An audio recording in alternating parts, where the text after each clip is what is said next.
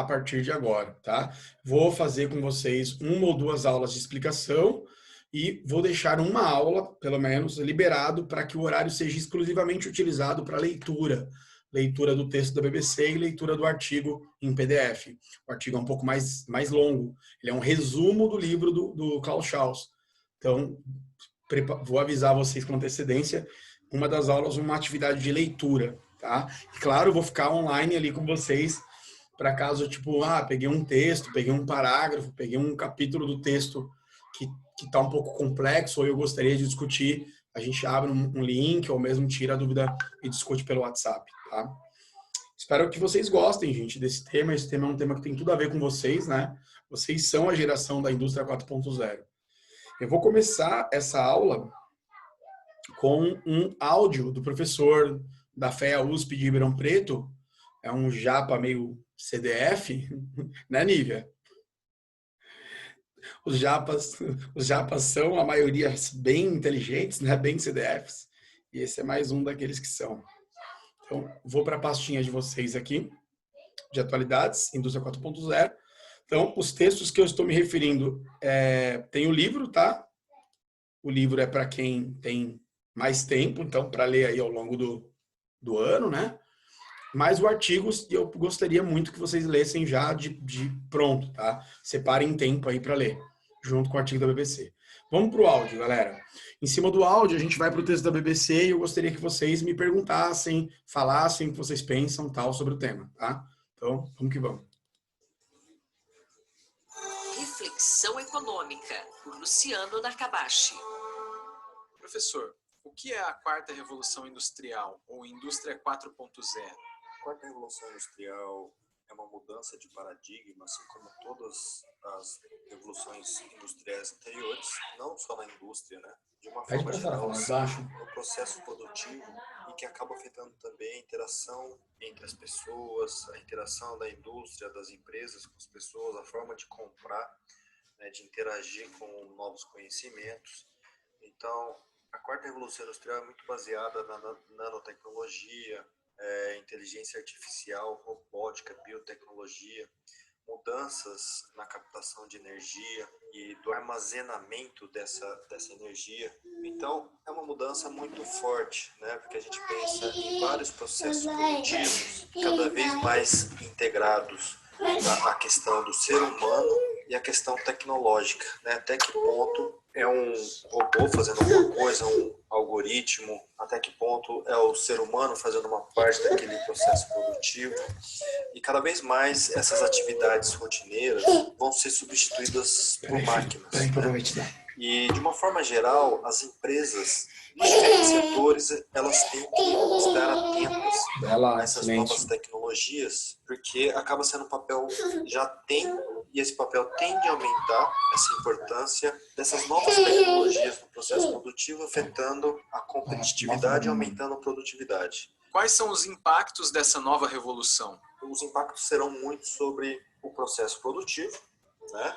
Esse processo produtivo, como a gente viu nas revoluções industriais anteriores, acaba afetando a interação do ser humano de uma forma geral, né?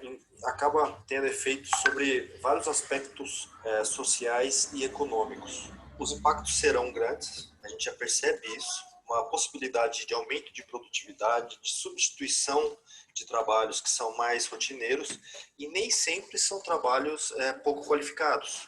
Em muitos momentos são trabalhos qualificados que acabam sendo feitos por algum programa, por algum algoritmo, por um software, como até a questão de diagnóstico de doenças, qual que seria a solução quando uma pessoa tem uma dúvida em relação à lei, um software já pode entregar uma solução nessa parte das leis que são feitas por advogados, a parte de contabilidade das empresas tem muito a ganhar com isso.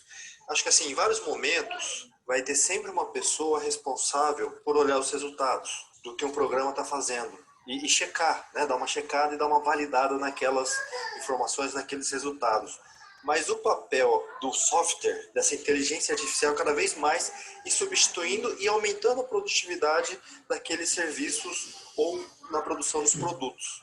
Então, no Brasil, a gente tem que ficar muito atento a isso, porque a gente já perdeu em termos de competitividade em revoluções anteriores. Se a gente for pegar a terceira revolução industrial, a gente poderia estar aproveitando mais toda essa nova tecnologia de comunicação lá da terceira revolução industrial, que tem sido importante para aumentar a produtividade e a competitividade dos países. A gente pode usar essa informação até na questão da redução de burocracia, da redução do custo do Brasil, que é muito importante na competitividade do Brasil, das empresas brasileiras, e a gente tem que ir utilizando cada vez mais.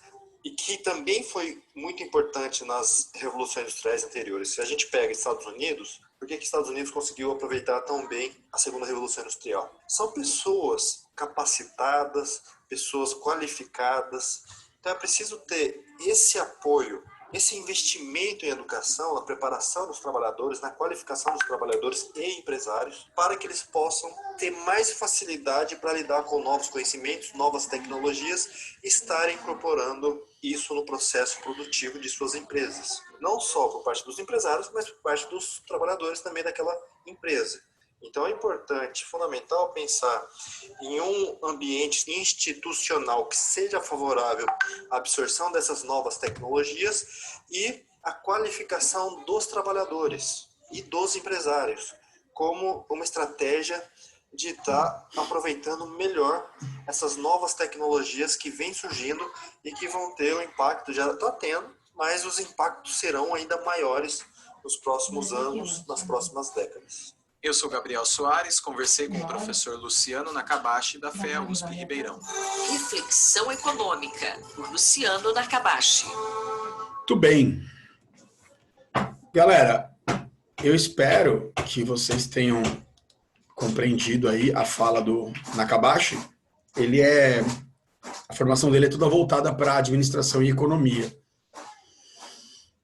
Hoje, a maioria dos países desenvolvidos tem quase que totalmente um discurso que é como prioridade a pesquisa, o desenvolvimento de novas tecnologias e a transformação dos modelos produtivos atuais em um modelo de produtivo 4.0, que de forma geral é a união dos sistemas produtivos já existentes com sistemas de inteligência artificial, com sistemas cyberinformativos, ou seja, os seres humanos eles vão apenas coordenar os processos produtivos através do uso de ferramentas digitais.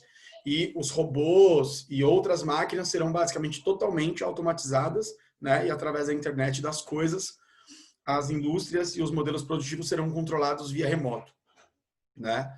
Então, todas aquelas profissões mais tradicionais, mesmo com formação, tá? Ele deu o exemplo do advogado, né?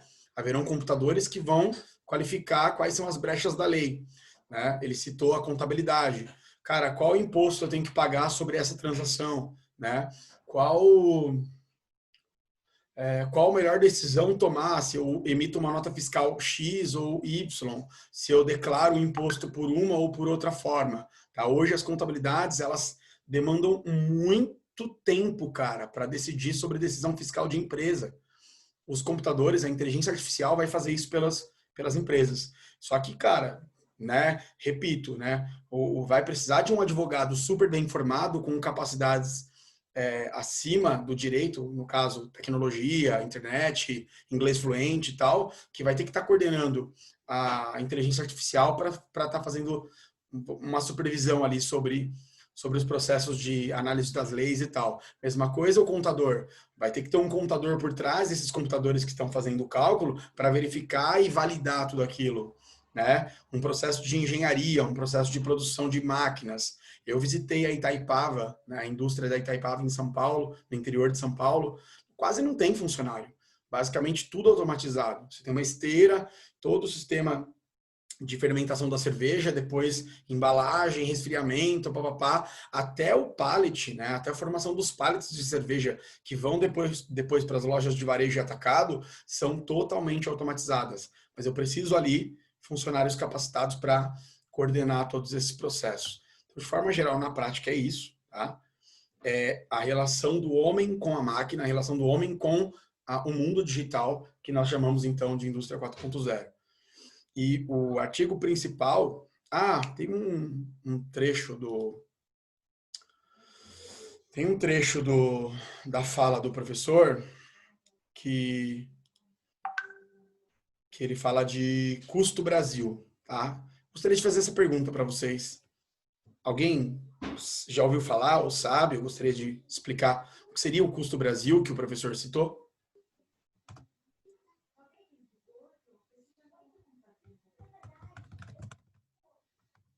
Cri, cri, cri, cri. Vai, Monique, eu sei que você sabe. Vai, Maria Eduarda.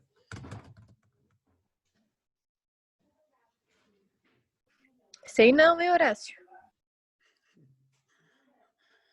Gente, o custo Brasil que o professor citou é o custo para se produzir no Brasil. O Brasil é um país muito caro para produzir, principalmente quando se refere ao sistema de transportes do Brasil. O Brasil é um país pouco produtivo. Nós falamos disso naquela disciplina de envelhecimento da população no Brasil. Né? O Brasil, para superar a perda de bônus demográfico, deveria se tornar um país mais produtivo. Então, esse custo Brasil é o quê? O imposto que o governo cobra sobre tudo que a gente faz, e é o fato de que nós não temos um sistema de logística e transporte tão evoluído. Né? Vocês estão vendo aqui a fofa da Angela Merkel, primeira-ministra da Alemanha, em uma fábrica de robôs na Alemanha. A Alemanha tem como prioridade hoje a indústria 4.0, assim como o Japão, assim como Coreia do Sul, China e Vale do Silício nos Estados Unidos.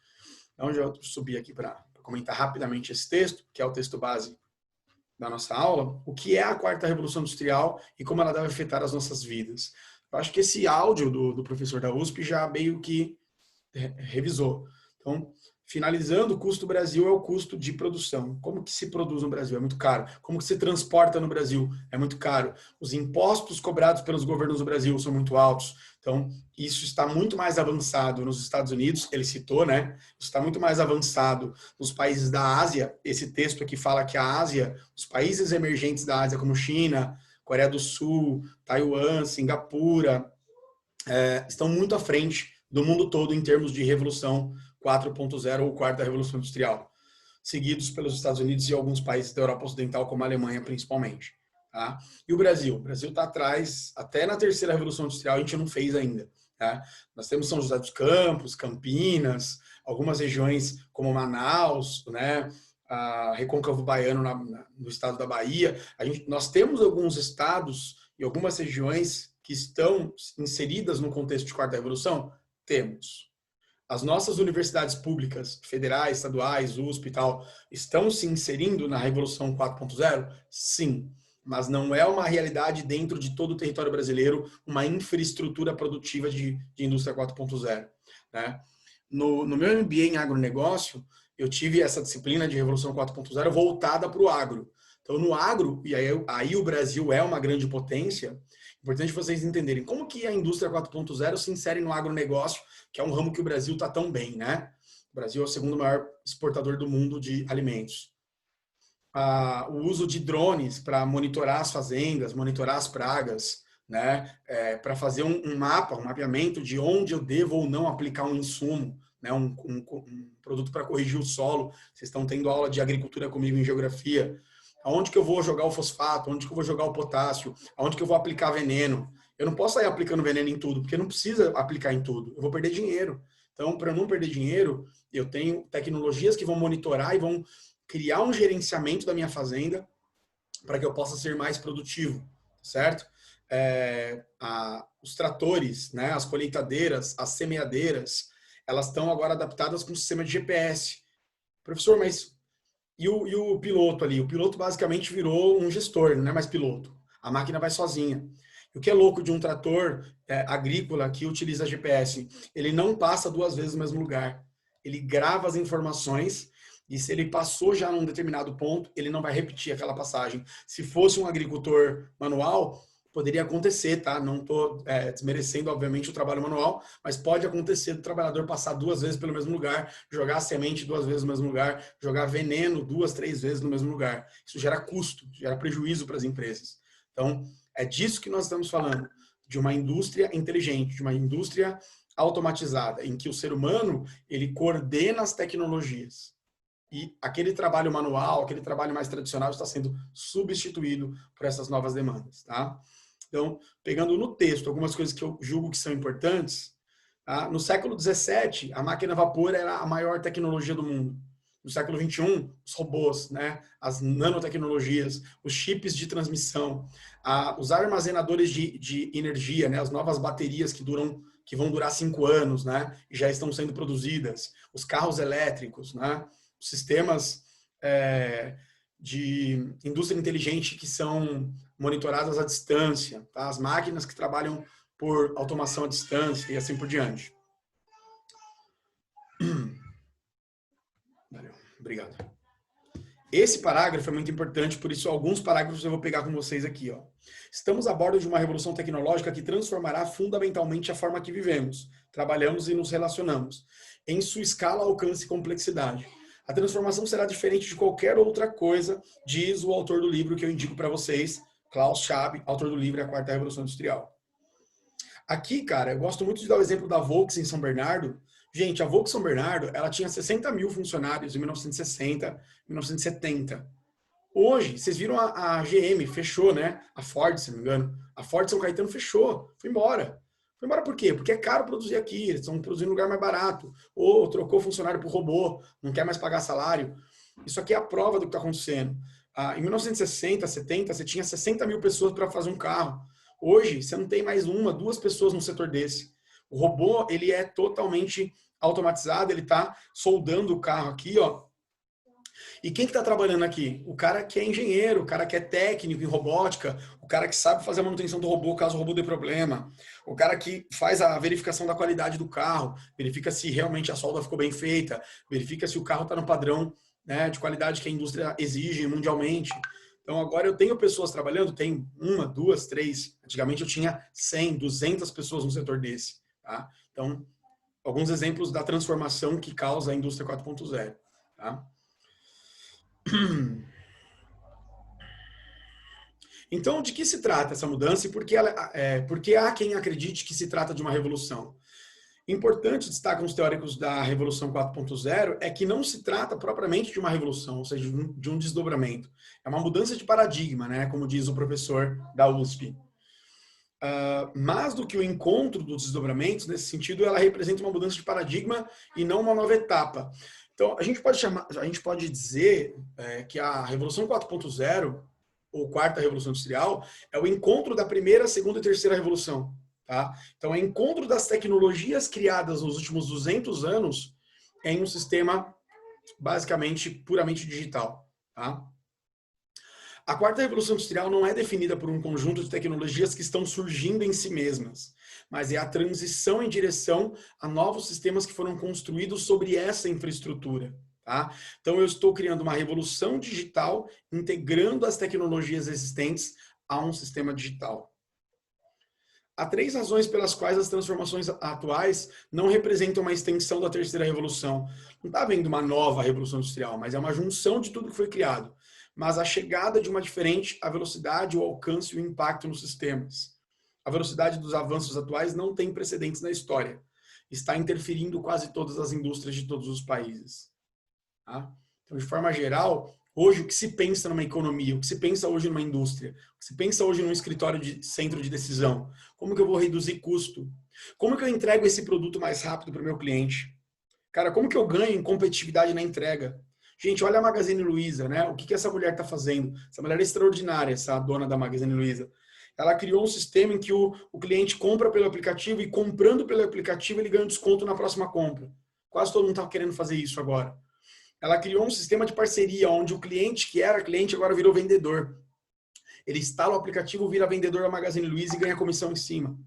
Gente, o que ela está fazendo? Ela está abrindo, ela está colocando a Magazine Luiza dentro da casa das pessoas.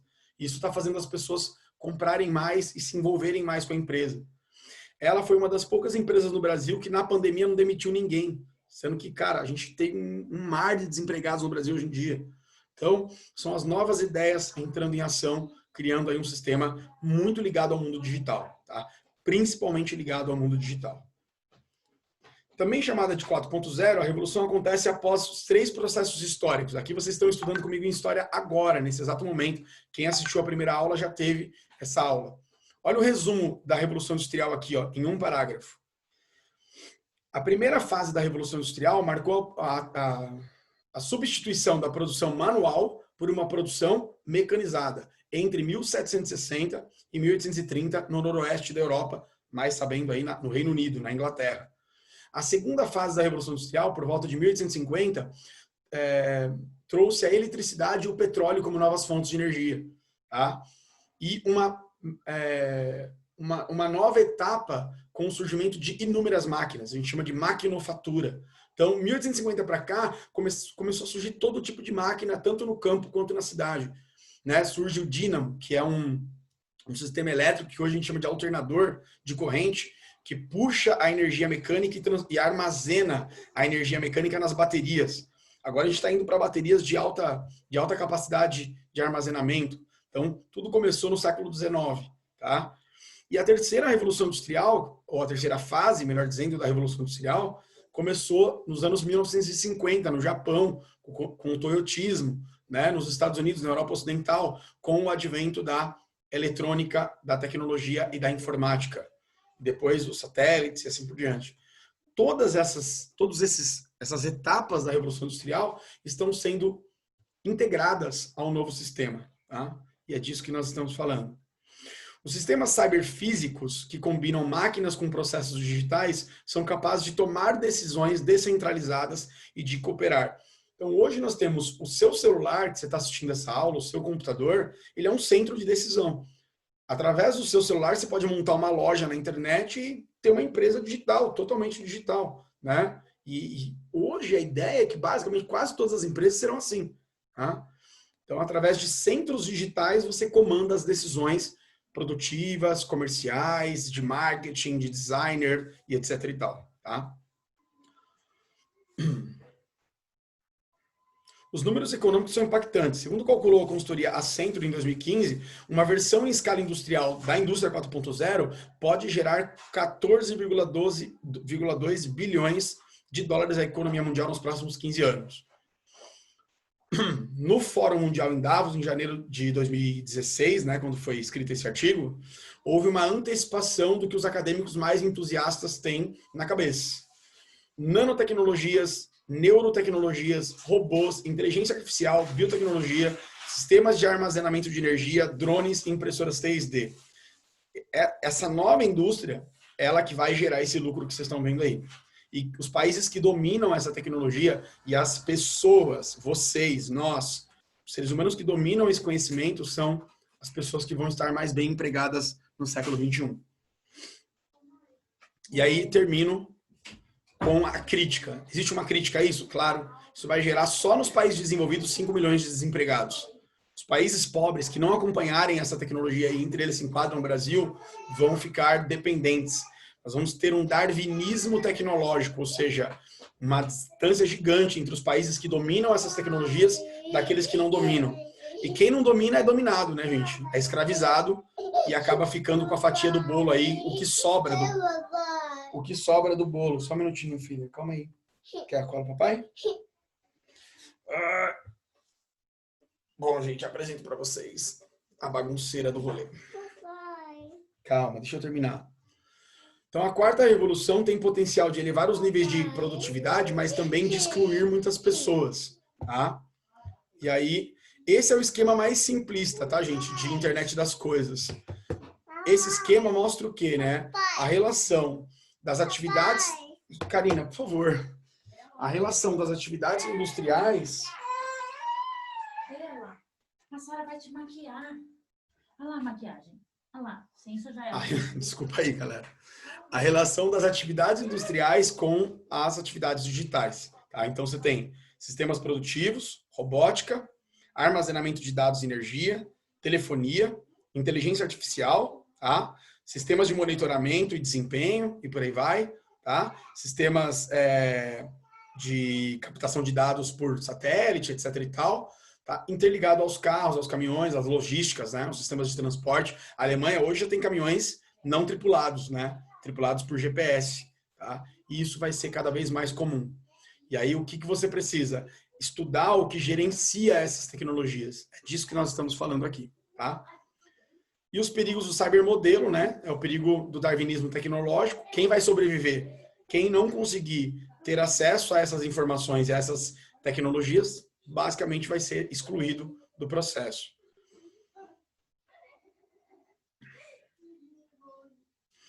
É preciso ter ética, é preciso pensar na ética social, humana sobre isso, óbvio, né? Então, tem aqui a Elizabeth Garvey, pesquisadora da Escola para o Futuro de Inovação na Universidade Estatal do Arizona, que ela diz que, pô, não é só desenvolver tecnologia e ganhar dinheiro. Como que a gente vai aplicar isso à melhoria da qualidade de vida das pessoas? Isso melhora, de fato, a vida das pessoas? Isso vai ser, não distribuído, mas oferecido de forma humana, equilibrada aos países que não conseguem acompanhar? Sim ou não? Como que vai ser isso, né? Então, pensar na questão da ética, tá? É muito importante. E considerando manter o status quo, que não é uma opção, precisamos de um debate fundamental sobre a forma e os objetivos dessa nova economia. Como que a gente vai fazer isso? A gente vai ver 2 bilhões de pessoas morrendo de fome e quem conseguir se vira e continua, né? Não dá para pensar assim, tá? E aí tem aqueles pensamentos mais pragmáticos, né, que dizem que a Revolução 4.0 não vai trazer benefício não, só vai aumentar a desigualdade e vai criar um mundo cheio de perigos de guerras, de revoluções sociais, tá? Eu acho que dá para caminhar pelos dois pensamentos, tá? Primeiro, é positivo, tá? Cria melhorias no mundo, eu acho que vai ajudar bastante na questão ambiental, produção de energia renovável, né, baterias que duram mais, acho que produtos mais duráveis, talvez, não sei, e ao mesmo tempo as pessoas vão ter trabalhos que vão gerar menos riscos à saúde e tal. Entretanto, precisa pensar nos países e nas pessoas pobres que não têm acesso a isso, tá? E aqui a Angela Merkel em uma fábrica de robôs na Alemanha, uma das grandes prioridades do país mais rico do continente europeu. Segundão, o que vocês acharam? Deu para entender a visão geral do que é a indústria 4.0? Querem falar alguma coisa? Fiquem à vontade. Tranquilo, Pro. Beleza, Guzmão? Você é bem meio envolvido, né, nessas novas ferramentas aí de tecnologia. Normalmente. Hã? Normalmente sim. Seu pai trabalha com tecnologia, não é? Um pouco. Um pouco? Tem algum pai aqui na roda, aqui na sala, que trabalha diretamente com alguma ferramenta que a gente falou aqui, não? Vocês têm algum exemplo aí para dar? Nós vamos almoçar antes de ir? Vamos? Meu pai só faz automação de sistema, algumas coisas assim. De fábrica, essas coisas. Perfeito. Vocês conversam muito sobre isso, não? Normalmente não, porque é coisa mais básica, né? Aí eu mexo mais com programação em computador, quando eu, tipo, fazer algum curso de programação, alguma coisa assim. Perfeito. Perfeito. Bom, galera, beleza. Nosso horário já deu. Agradeço vocês, então, pela presença e participação. Qualquer coisa, eu estou por aí, à disposição de vocês no WhatsApp. Forte abraço, bom almoço para todo mundo. Tchau, Tchau, tchau. Valeu, galera.